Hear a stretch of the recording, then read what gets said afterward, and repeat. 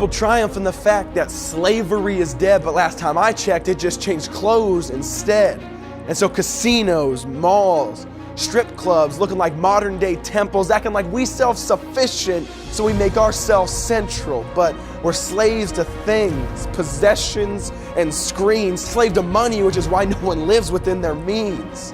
Broken, hopeless, spiritually homeless, but we keep going on with our lives as if no one seems to notice. How well is that working for you? You satisfied, bro? You got joy?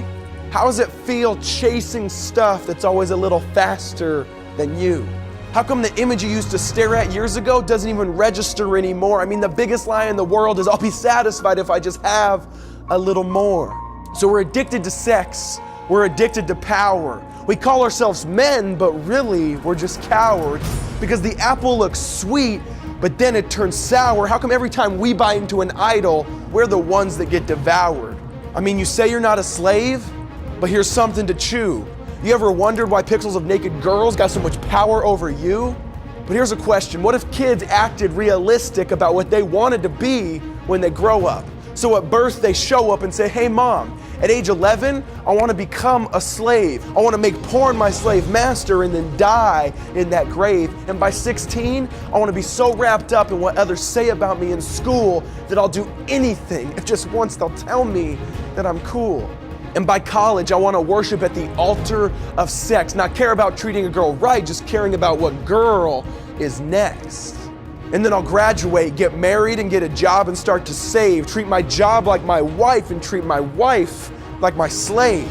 And then have some pretty trophy kids and live in pretty trophy bliss, but make sure my kids know that if SportsCenter comes on, they need to quickly split. Because those guys throwing the football with eye black on their skin, yeah, my whole week depends on if they win. Comfort, power, sex, alcohol, religion, pleasure, all good things unless turned into an ultimate thing. Because the problem isn't what you do, it's that your heart needs to be made new. Because if you don't crush your idols, then your idols will crush you.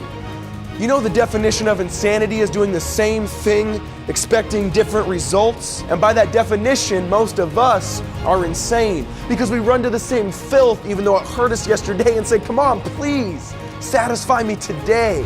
And Jesus said, you try to gain your life, you'll lose it.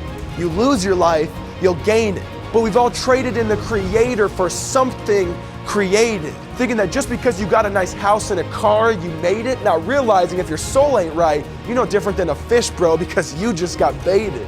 Because idols, they over-promise and under-deliver. They operate by deceiving. An idol is when you look at something and say, if I have that, then I'll have meaning. And if we don't put God in His rightful place, we'll put something else there. And so we make good things God things and then go into despair.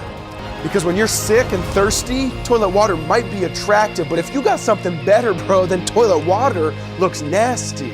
Because an idol is dead.